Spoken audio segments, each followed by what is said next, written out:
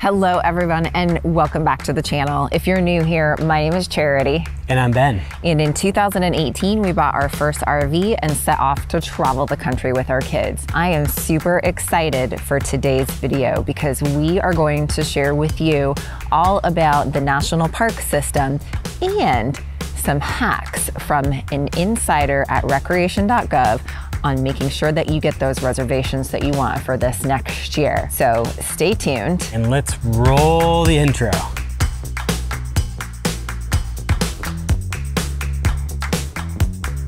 This year was season 2 for us, and you can check out all of the season 2 videos at the link above. But we had a chance to visit several of the national parks this year. And while we're talking about that, why don't you leave us a comment below? Let us know if you had a chance to visit any of the national parks this year, and maybe which ones were your favorite or which ones might be on your personal bucket list. So some of the national parks that we were able to visit were Zion National Park, and that was a huge bucket list thing, because what was one of the things we did when we were there? Yeah, so we hiked the Narrows, which was one thing that was on my bucket list that I've always wanted to do, and we actually did it. And the kids came along with us and we documented the whole thing, and we had such a blast. I mean, it was just amazing, beautiful views, and it was definitely a little rough hiking up there. And we have a tip at the end of that video on what we'd recommend if we were to do it again. Yeah, and I was super apprehensive about doing that whole hike with kids, but it all turned out okay, and you can check out more in that particular video that we put together on that particular national park. And then there was Yosemite. When they gaze upon Yosemites. It was breathtaking. Before the tunnel, it's really anticlimactic. You get there and you're like, this is it? Like, what's going on here? Then you go through the tunnel, and then all of a sudden, bam, it's there. The view, the waterfall, and the beautiful rocks. Just amazing. It's definitely a place that you want to check out at some point in your travel journeys. And then Sequoia and Kings Canyon National Parks, because they sit right adjacent to each other. So if you're gonna go to Sequoia, you just go to Kings Canyon because you just drive into it from Sequoia. But that was a pretty cool place. In Sequoia, we actually were able to see the largest tree on planet Earth. So you'll have to check out that full video to see what that is. And then there's Redwood National Park, which is gorgeous. Yeah, driving through the Redwoods was kind of crazy in our Class A RV. We were going up and down and through curves, and it was a little bit interesting drive, but as you can see here, absolutely beautiful. The sun coming through the trees, just breathtaking views. And we were actually able to drive through a large tree right outside of the redwood forest. Charity had a little something she was saying about the height of my Jeep that I don't know if it was so true. She thought that if I were to get a lift on the Jeep and lift it up a little bit higher, that we wouldn't have made it through the tree. But I seem to think that even a couple inch lift, it would have made it no problem. Let me know what you guys think about it below. You'll have to let us know in the comments. That's been a debate. Ben wants a lift kit. Yeah. I think we don't need one, so.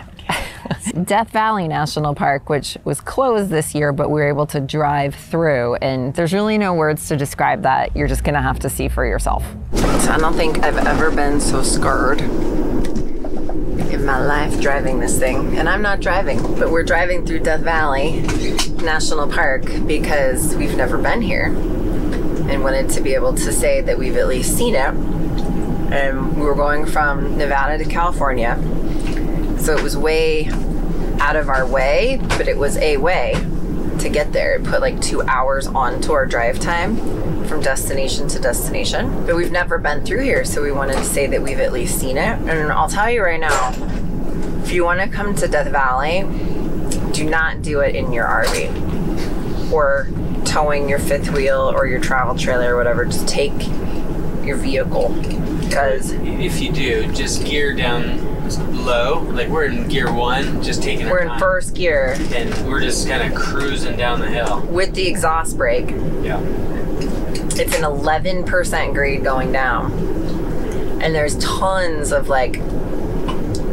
hills. So we started off like 4,000 feet in elevation, dropped to below sea level, went back up, we're dropping again. And I pulled over. I was driving for a little while. I pulled over and I had Ben drive because I'm like, I'm not doing this downhill business. So Mesa Verde National Park in Colorado wasn't really on like our list this year, but in our travels, we did happen to be driving by where it was. So we decided that we would go ahead and stop and check it out. Even though the ranger-led programs were not open due to the circumstances, we were able to make the best of it. So take a look at what we were able to see at Mesa Verde National Park. Behind me here is one of the cliff dwellings that you can actually get a pretty good view from this overlook. Now, normally you would be able to do ranger-led tours into some of these, but not right now. But I would still say it's definitely worth it, and I'm really glad that we decided to come up here to be able to see this because it's very, very impressive. These were discovered actually by ranchers in the 1800s, and then basically reported to the Department of Interior that these were here in existence.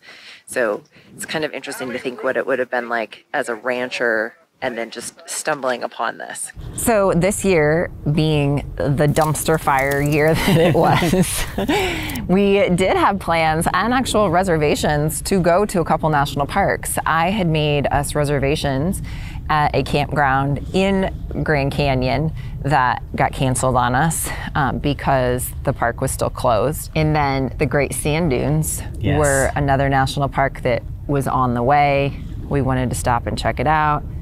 Didn't happen. We were able to stop by the parking lot and kind of see it from afar. Barely. And another national park that we missed out on that we wanted to see, and we were right there, was White Sands National Park. And it was also closed this year due to the Rona. So in October of this year, there were some changes that were made to who gets into the national parks for free. So you want to make sure that maybe you take some notes and share this video with those you know that would fall into these categories, because if you fall into this category of people, you're going to get in for free this year. So one of the things that has been available for a very long time is the Every Kid in a Park Pass. Right. And that's for fourth graders. And we have a whole video that we did on that when our son went into fourth grade, so you can definitely check that out. We'll link to that right up above here. But that was extended this year because it was a dumpster fire of a year with COVID. So now fourth graders and fifth graders can get in, which is great. However, we also have a fourth grader again this year and now a fifth grader. So the whole thing about having it for 2 years in a row, we'll still have it for 2 years in a row, even though we wouldn't have needed that other kid to be in the right grade. Right. So it worked out well for us. Worked out well. So if you have a fourth and fifth grader, you're golden for the park passes. So we'll put a link below on where to go. You're just going to go to the website for the program and print up a voucher that you will hand to the ranger at the ranger station the next time that you visit any of the national parks. And then they will in turn hand you back a pass that will be good through August of 2021. And all you do is show them the pass and you're in. So it's not just fourth graders and fifth graders that get in free now. It's also veterans, the people that have served our country. And by the way, thank you so much for your service. Absolutely. And also Gold Star families.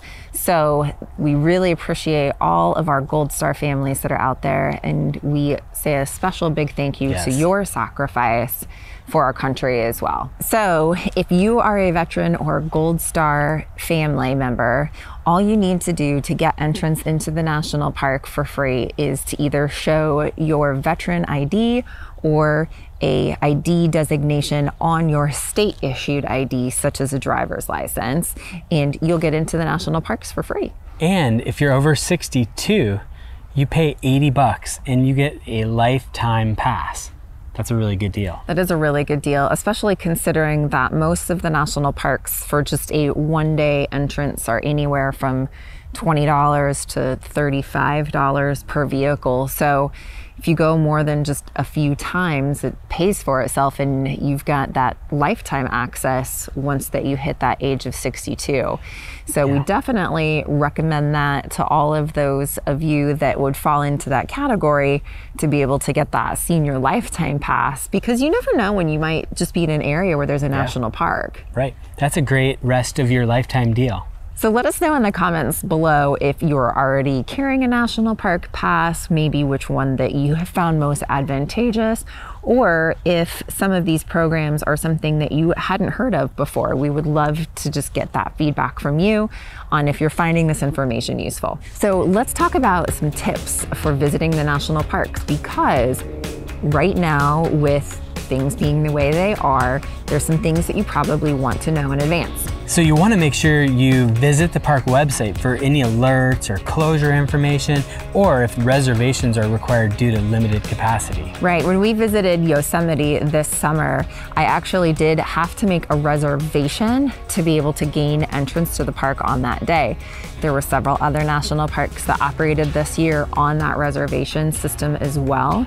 So this year and 2021 is definitely one of those know before you go kind of years, and you're not going to be able to just drive up to the entrance gate and go into the park in a lot of situations like in years past. And we're going to give you a little tip here at the end of the video, so be sure to stay tuned for that. So let's talk a little bit about campgrounds and national parks. So this past year, we actually stayed inside of Zion National Park inside of Watchman Campground. Now, this next year, we are looking to go to Yellowstone, and here's a couple of things that we have found and that you might be aware of if you've kind of followed any RV related content over the last several years. That is, there can be length limits inside of the national parks and the campgrounds that are inside of them. Zion National Park had a length limit of 40 feet. Yes. Our rig is exactly 40 feet.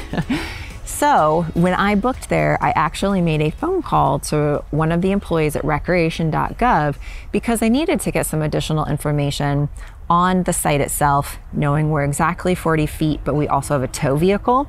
I wanted to make sure we had room in our site to be able to fit both. And I'm really glad that I called, because I got a great insider tip for booking reservations inside of the national parks. Now, most of them have some sort of time limit. So they open up 6 months in advance, or maybe a year and a day in advance to be able to book reservations. However, you can book up to 7 days before you actually want to come and add that to your overall reservation. And then as time gets closer, change those dates to the actual dates that you want to be there. Now, this totally saved us because we were able to stay inside of Zion National Park by booking that way and then changing when that 6-month window hit.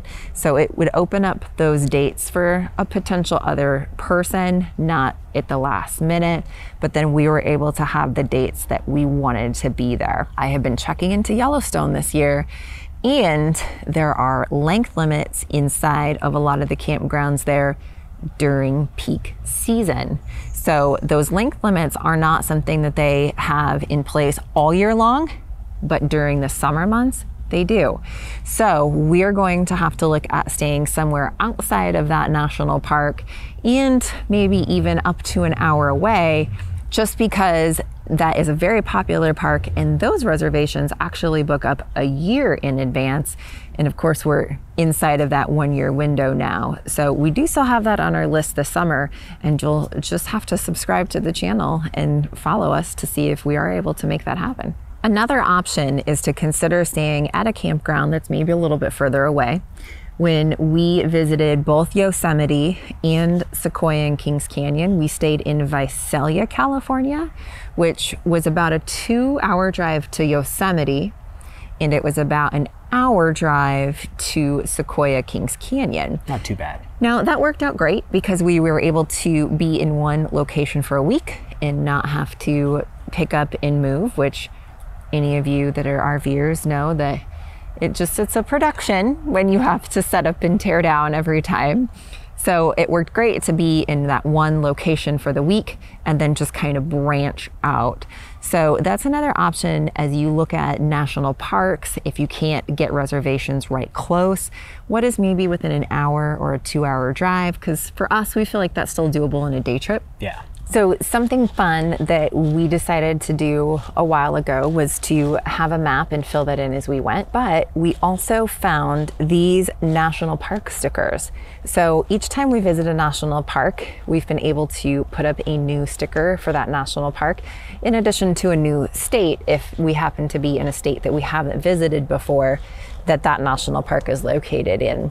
So we've got plenty of room, hopefully, on this slide to be able to add all of those national park stickers as we visit the national parks. So one of the fun things that we always try to do with our kids when we know we're going to be going to a new place is learn a little bit about it before that we get there.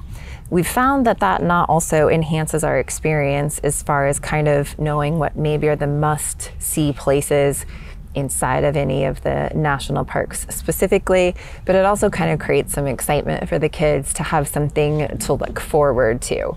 So one thing that we recently found and became acquainted with in regards to the national park system is this game called Trekking the National Parks. Now, this is available on Amazon, and this is a great way to see what are all the national parks that are out there, what states are they located in, learn a little bit about where they're at, and also have some fun in the process. We are a family that tries to limit screen time with our kids as much as possible, so things like this for a rainy day activity is something we love. So you have to let us know in the comments too if you have found anything with your family as far as board games or just activities to do on those rainy days that kind of also help you in your trip preparation. So thanks so much for watching this video about national parks.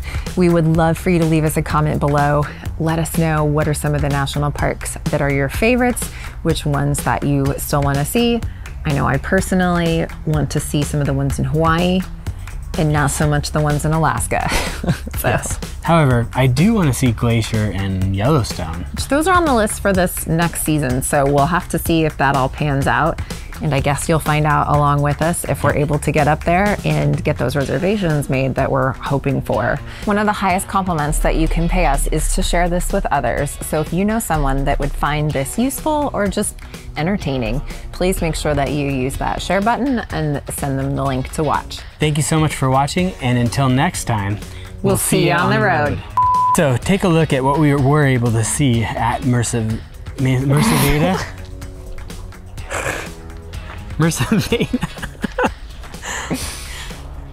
MRSA, like the infection? Yeah, Mersaveda.